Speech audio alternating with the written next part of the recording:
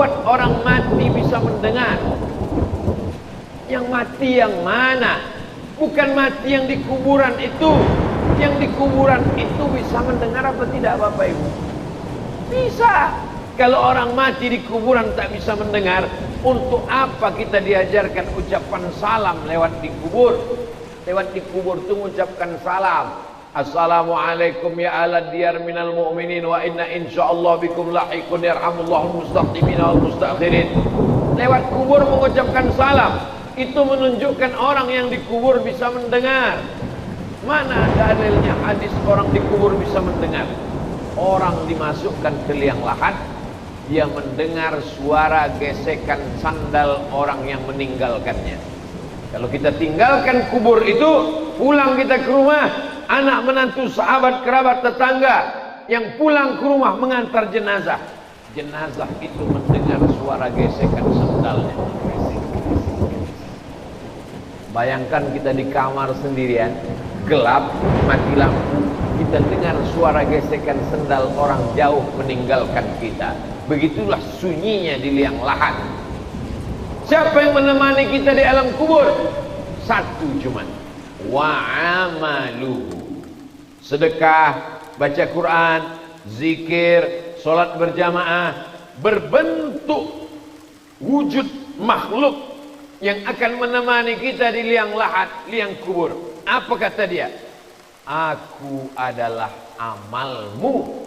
Kalau amalnya baik, sholatnya khusyuk, zikirnya banyak, sholawatnya bagus, sedekahnya melimpah ruah, akulah amalmu yang baik. Bentuknya pun baik. Tapi kalau dia mabuk, berzina, minum khamar, membicarakan aib orang lain, berbentuk makhluk yang jahat, yang buruk, yang jelek. Mati lampu, kita dengar suara gesekan sendal orang jauh meninggalkan kita. Begitulah sunyinya di liang lahat. Siapa yang menemani kita di alam kubur? Satu cuman, wa amaluhu. Sedekah, baca Quran, zikir, sholat berjamaah, berbentuk wujud makhluk yang akan menemani kita di liang lahat, liang kubur. Apa kata dia? Aku adalah amalmu. Kalau amalnya baik, sholatnya khusyuk, zikirnya banyak, sholawatnya bagus, sedekahnya melimpah ruah, akulah amalmu yang baik. Bentuknya pun baik. Tapi kalau dia mabuk, berzina, minum khamar, membicarakan aib orang lain, berbentuk makhluk yang jahat, yang buruk, yang jelek, yang menakutkan. Siapa engkau? Akulah perbuatanmu yang dulu. Apa kau tak ingat dengan aku? Maka semuanya akan kita jadikan sebagai sahabat. Yarji'usnani, yang menemani orang sampai ke liang lahat ada tiga. Yarji'usnani, yang dua pulang ke rumah. Yang pulang ke rumah ahluhu, keluarganya. Kalau suami meninggal, istrinya ikut mengantar. Kalau suami ibu meninggal, ibu ikut apa tidak mengantar? Ikut kata dia. Mau masuk ke dalam? Tidak. Dengar tuh Pak? Tidak lah. Jadi kalau ada ibu-ibu yang menangis di liang lahat, di liang kubur, pernah mungkin Bapak Ibu melihat orang mengantar jenazah, lalu kemudian istrinya menangis? Banyak orang melarang, banyak buya-buya, ustaz-ustaz melarang. Jangan. Istrinya mau masuk ke dalam, jangan. Kalau saya enggak, saya biarkan aja. Tak akan masuk, dia cuma bersandiwara aja. Tidak ada orang mau ikut orang mati. Yang mau ikut cuma satu. Wa amaluhu amal. Sempat-sempatkanlah melangkahkan kaki ke masjid. Sempat-sempatkanlah menyapu, mengusap kepala anak yatim. Sempat-sempatkanlah berzakat, berinfak, bersedekah. Sempat-sempatkanlah mewakafkan tanah untuk rumah Quran. Sempat-sempatkanlah menolong anak yatim, fakir, miskin. Karena sampai masanya nanti kita mau tapi tak sempat. Sekarang masanya sempat tapi tak mau. sampai masanya nanti mau tapi tak sempat. Suara azan sayup-sayup masuk ke telinga di ruang ICU rumah sakit umum. Hayya 'alas shalah.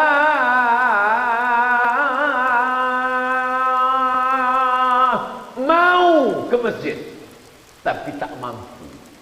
Kaki terbaring. Kena penyakit apa? COVID-22. COVID-19 balik sudah lewat sudah. Bermutasi. Bermutasinya apa? Berkembang lebih canggih dari sebelumnya. Amboko bodoh dalam masalah virus. Jadi yang mau tanya ke dokter, Pak dokter, kenapa orang sudah vaksin 2 kali tetap kena COVID? Karena COVID-nya bermutasi, Pak Ustadz. Mutasi itu apa? Payah lo jalekan ke profesor lo kecilnya. Berkembang lebih dari yang terpikirkan manusia. Dulu orang cukup dengan cuci tangan, pakai masker, insya Allah selamat. Kenapa? Karena COVID tidak masuk ke telinga. COVID hanya masuk ke mulut dan ke hidung. Itu maka 2 kan ditutup. Bayangkan kalau nya bermutasi masuk ke telinga. Apa sumbek telinga sadun? Ndak ada tausiah, ndak ada khutbah lagi. Jumat iko indak ada khutbah dek telinga awak tas sumbek sadonyo. Ternyata air liur yang keluar dari mulut orang terkena COVID lalu kemudian bisa bertahan selama 20 menit dia di udara. Mutasi terakhir, bisa dia bertahan di udara selama 20 menit mencari mana mulut yang terbuka. Nampaknya masuknya ke dalam tanpa harus berbicara. Walaupun orangnya bicara sudah pergi. Makanya sesudah hamba pai beko asemprot mereka. Jadi jangan kini sakit hati ambo. Bapak Ibu yang dimuliakan Allah Subhanahu wa taala. Artinya apa? Selalu ada berkembang terus. Virus berkembang. Tapi kenapa hati kita tidak berkembang? Tidak semakin kuat, melemah? Karena 2 sebab. Yang pertama, godaan setan. Yang kedua, sifat hawa nafsu. Sifat hawa nafsu itu dari dalam diri sendiri. Tapi sifat hawa nafsu dengan godaan setan seperti api di lalang yang kering. Ada lalang kering bekas memanen padi lalu bertumpuk jerami, tidak akan mungkin terbakar kalau tidak ada api. Tapi kalau ada api di dalam, setan datang mengipasnya. Bolak-balik setan itu mengipas setengah mati. Kalau tidak ada bibit api tidak akan terbakar. Jadi kalau hitung salah, yang salah itu setan atau diri kita? Diri kita dulu. Jadi setan tidak terlalu salah. Jadi kita kalau terlalu banyak menyalahkan setan, sikit-sikit salah setan, sikit-sikit salah setan, nanti muncul namanya Komisi Perlindungan Setan. Saking terlalu seringnya setan disalahkan. Suaminya selingkuh, setan juga salah. Kalau bolehlah setan itu berbicara di halayak umum, kecil setan, ambo ndak salah, suami angkunan gatal kecil. Bapak Ibu yang dimuliakan Allah Subhanahu wa taala, setan hanya bisa menggoda manusia. Ibarat api yang sudah mulai ada nyalanya, setan hanya meniup-niup, mengembus-embus, mengipas-ngipas, membesarkan. Makanya ketika ada bibit api, cepat-cepat dipadamkan dengan istighfar. Begitu teringat macam-macam. Pernah tak Bapak Ibu berjumpa orang tiba-tiba tak ada angin, tak ada hujan, tiba-tiba tengok apa? Tengok pacar lama. Istighfar. Walladzina idza fa'alu fahishatan, kalau terlintas dalam hatinya dosa, maksiat, langsung dia fastaghfirullah, mengucapkan istighfar. Sependek-pendek astaghfirullah, agak panjang astaghfirullahalazim, lebih panjang astaghfirullahalazim alladzi la ilaha illa huwal hayyul qayyum wa atubu ilaih. Paling panjang Allahumma anta rabbi la ilaha illa anta khalaqtani wa ana 'abduka wa ana 'ala ahdika wa 'adika masata'tu a'udzubika min syarri ma sana'tu abu laka bi ni'matika 'alayya wa abu bi dhanbi faghfir li fa innahu la yaghfiru dzunuba illa anta. Namanya sayyidul istighfar, induk dari segala istighfar. Dibaca pagi, dijaga Allah sampai sore. Dibaca sore, dijaga Allah sampai malam. Dibaca tengah malam, dijaga Allah sampai subuh. Amalan-amalan ini adalah hisnul hasin, benteng. Kalau kita punya kerajaan, kerajaan pagaruyung, dibangun benteng untuk menjaga jangan sampai musuh datang. Benteng kita adalah zikir.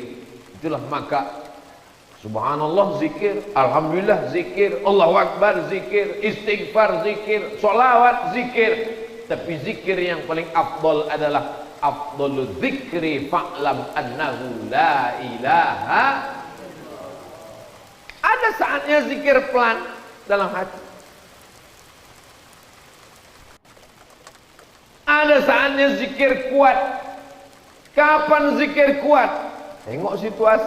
Idza quri'al Qur'an, kalau ada orang baca Quran, fastami'u lahu, dengarkan baik-baik, wa ansitu, diam, la'allakum turhamun. Acara menyambut bulan suci Ramadan, pembacaan kitab suci Al-Quran yang akan dibacakan oleh Qori Kota Padang, juara musabaqah tilawatil Quran. A'udzu billahi minasy syaithanir rajim. Bismillahirrahmanirrahim. Tiba-tiba ada orang disuruh la ilaha illallah. Orang baca Quran dengarlah baik-baik. Tapi ada masanya orang berzikir kuat. Kapan berzikir kuat? Membacakan zikir ruqyah. Orang yang kerasukan setan, diganggu jin, membacakan zikir untuk orang yang diganggu jin. Tak bisa pelan-pelan, tak bisa. Allah la ilaha illa huwa, mesti kuat. Allahu la ilaha illa huwal hayyul qayyum. Kuat. Karena kalau pelan, kata setannya, kok pelan kali, kok belum makannya. Makanya azan itu dicari orang yang suaranya paling kuat, paling melengking, dalam rangka menyambut 1 Muharram. Jangan cuma ceramah, jangan cuma tausiah, adakan lomba azan. Lomba azan 1 Kota Padang untuk surau Langgar Musola. Yang juara akan diberangkatkan umroh. Setuju? Bapak ibu setuju, anaknya tak setuju, tahu dia takkan berangkat. Allahu Akbar, Allahu Akbar. Suara yang paling melengking, suara anak muda. Insya Allah pejabat-pejabat kalau pensiun, kalau meninggal ada penggantinya. Kepala dinas, kepala badan, kepala kantor, belum sampai masanya ada penggantinya. Tapi muazzin, imam, khotib, bilal, berapa banyak jenazah tak dimandikan. Begitu dibuka masih pakai kaos oblong. Kenapa? Karena yang memandikan tak sanggup, saking banyaknya orang mati meninggal dunia. Ini kejadian yang saya ceritakan ini fakta atau fiktif? Fakta, hak atau hoax? Hak, kebenaran, nyata. Bapak ibu yang dimuliakan Allah Subhanahu wa taala, di mana kita bangun generasi ini? Di masjid. Mencari pemimpin di masjid, mendidik anak muda di masjid, pengajian tabligh akbar di masjid. Sekarang tak bisa lagi pengajian karena Covid, mesti protokol kesehatan, menjaga jarak, cuci tangan dan lain sebagainya, hand sanitizer. pakai masker, tapi tidak menutup kemungkinan untuk kita membuat majlis-majlis kecil, penyelenggaraan jenazah. Anak-anak ini bagaimana menanamkan sayang kepada bapak ibu. Anak-anak ini kalau tidak diajarkan tentang mati, mereka tidak sayang kepada ibu. Dianggapnya ibu ini akan hidup terus, dianggapnya bapak tak pernah mati. Padahal sampai masanya malaikat maut datang mencabut nyawa. Tak mempan kalau cuma nasihat. Kau baik-baik belajar nak, nanti mak mati, biar aja. Kau mesti baik-baik, nanti ayah kau mati, kau jadi anak yatim. Enggak apa-apa kata dia. Tapi dengan mengajarkan penyelenggaraan jenazah. Bapak-bapak, ibu-ibu yang punya anak di lingkungan musola kita, mari kita bawa anak-anak kita ke musola. Hari Ahad pagi libur sekolah, maka kita bawa untuk apa? Penyelenggaraan jenazah. Diajarkan dia bagaimana mulai talqin orang yang mau mati sakratul maut. Bisikkan ke telinga sebelah kanan, la ilaha illallah. Jangan sampai kita mau mati dihidupkannya TikTok. Jangan sampai kita mau mati diputarkannya lagu dangdut. Makku dulu kalau mau masak lagu dangdut kesukaan dia, ini mau sakratul maut, dengarlah mak. Apa yang selalu dia dengar, apa yang selalu dia tengok, itulah yang akan dia berikan kepada kita di saat akhir kita mau menutup mata, saat nyawa kita keluar mau menghadap Allah Subhanahu wa taala. Di mana kita didik ini? Di dalam masjid. Jadi masjid bukan sekedar tempat ibadah, ritual, sholat semata. Pendidikan. Hari ini sekolah tak sanggup buka. Berapa banyak orang tua yang sudah meminta-minta, tak tahan, ingin anak-anak offline tetap muka. Tapi karena menjaga, apalagi sudah level 4, protokol kesehatannya mesti ketat, tak berani kepala sekolah, tak berani kepala dinas. Maka pendidikan non formal menjaga anak-anak, masjid menjadi tempat